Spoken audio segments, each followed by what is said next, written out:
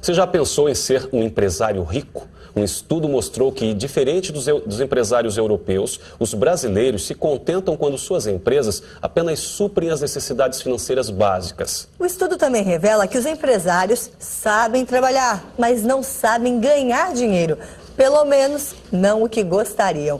Por que então não investir em planejamento estratégico e se tornar um empresário emergente bem-sucedido? É disso que trata o livro que nós vamos conhecer agora com a gente, o analista e escritor Joel Fernandes. Joel, seja muito bem-vindo. Obrigado, bom dia. Vou explicar essa afirmação, né? Os empresários sabem trabalhar, mas não sabem ganhar dinheiro. No que eles pecam?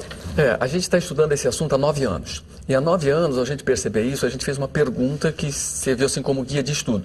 Que a pergunta foi o seguinte: por que a maioria das empresas do Brasil não se torna rica? E a gente chegou a alguma descoberta importante e o título do livro revela as novidades. Quando a gente diz assim, eu quero ser empresário rico, significa que está embutido aí 3 pensamentos. O primeiro é querer ser empresário, a intenção de ser empresário. O segundo é o desejo de ser rico. E o terceiro é a crença nessa possibilidade.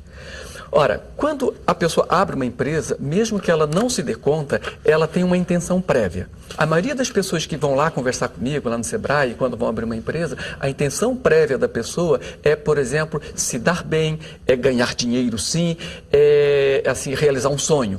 Mas pouca gente vai lá com a intenção prévia, por exemplo, de se tornar rico. Tá certo? Então, o que é comum acontecer? É comum acontecer, por exemplo, uma costureira abrir uma empresa de confecção, um engenheiro abrir uma empresa de TI, um psicólogo de recursos humanos e assim por diante. O que acontece nesse ato? É que a pessoa se identifica muito com o ato de empreender e esquece aí o ato de empresariar. Entende? Então, é verdade que os empresários se contentam quando as empresas suprem as necessidades básicas? É porque a intenção prévia dele na origem era essa. Era a sua, digamos assim, ascensão social, era pagar as contas dos filhos e assim por diante. Mesmo que a pessoa não se dê conta disso no início, na sua intenção prévia. Perfeito? Então, o que acontece? A pessoa se identifica muito com esse ato de empreender. E nesse momento, ela realiza um grande esquecimento, que é ser o empresário. Ora, qual é a diferença entre um e outro? A grande virtude do empreender é a pessoa realizar o empreendimento, é botar a mão na massa e a pessoa ficar concentrada nisso. E a grande virtude do empresário é saber montar e manter uma operação lucrativa. Joel, no livro você classifica as empresas de uma forma curiosa. Empresa águia, beija-flor, empresa morcego, cobra, o que isso quer dizer? É o seguinte, a gente definiu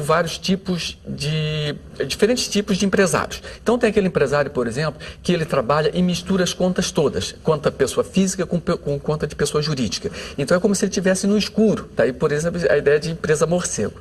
Outras empresas trabalham muito, assim, mas no entanto elas não inovam, elas não reinvestem, então funcionam como empresa cobra, fica sempre se arrastando ao longo do tempo, né? E assim por diante. A empresa que a gente faz o contraponto é que a gente chama de empresa águia, que são empresas quando a pessoa se identifica com o investimento, é o empresário que se identifica com investimento, que a gente chama no livro de empresário com espírito investidor, para fazer o contraponto com o empreendedorismo.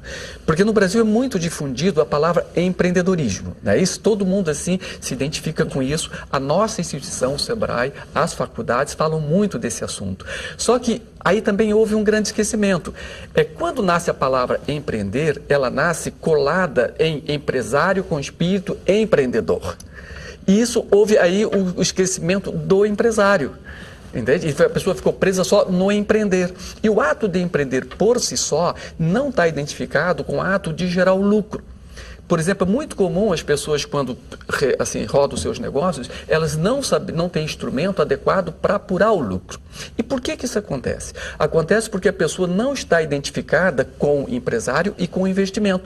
Ela está identificada com o empreender. Então, para ela, o que significa? Ela basta olhar no caixa. Se tiver sobrando dinheiro em caixa, tá legal. Como é que deve ser a postura, então, de um investidor de sucesso? Então, a primeira coisa que a pessoa tem que fazer é exatamente perceber que o primeiro ato, antes dela empreender, antes de ser empresário, ela está realizando um investimento.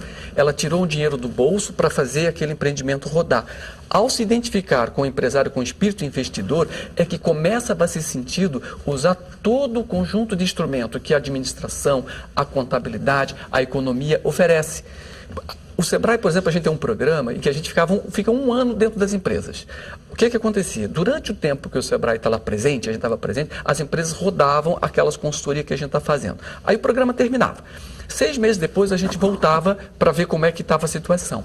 E a gente descobria que boa parte das empresas, o sistema que a gente lá deixava não estava mais rodando. O sistema de custo não estava rodando, de finanças não estava rodando, e etc. Então aí cabia uma pergunta: por que quando a instituição sai, as empresas deixam de rodar os programas? Agora eu vou fazer uma pergunta que tem a ver com a capa do seu livro, né? Até vou mostrar aqui a obra para o pessoal de casa conhecer. Como fazer então para ser um empresário rico? A pessoa tem que se identificar. A primeira coisa, a pessoa tem que se encantar com a possibilidade de riqueza. No Brasil é muito difundido, a gente olha nas novelas, nas músicas, por exemplo, nas novelas. Nas novelas, há 30 anos, existe assim um núcleo rico e infeliz. Um rico pobre, mas solidário e feliz, não é? Ora, no jornal, por exemplo, nos jornais, não é incomum acontecer, de repente um gari entrou num banheiro do aeroporto, descobriu uma mala cheia de dinheiro e devolveu ao seu dono, não é isso?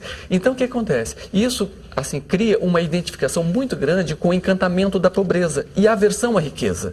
Nunca ninguém noticiou que um rico tivesse devolvido alguma coisa. Rico então, também pode ser feliz, né? Rico também pode ir para o céu. Tem lançamento hoje do livro, né? Isso. Aonde será? Vai ser no Conselho Regional de Contabilidade, que tem o apoio, que está apoiando. O Sebrae Nacional é o patrocinador dessa obra e vai ser às 19 horas no CRC. Aqui em Florianópolis. Aqui em Florianópolis. Aí vai ser uma palestra de lançamento, a entrada é franca, mas a gente está pedindo para as pessoas entrarem no site, que é o www.euqueroserempresariorico.com.br, e lá confirme a sua presença. Basta clicar no botão contato. Uma oportunidade muito interessante. Obrigada pela participação, parabéns pelo livro. Agradeço. Obrigado, bom dia. Bom dia.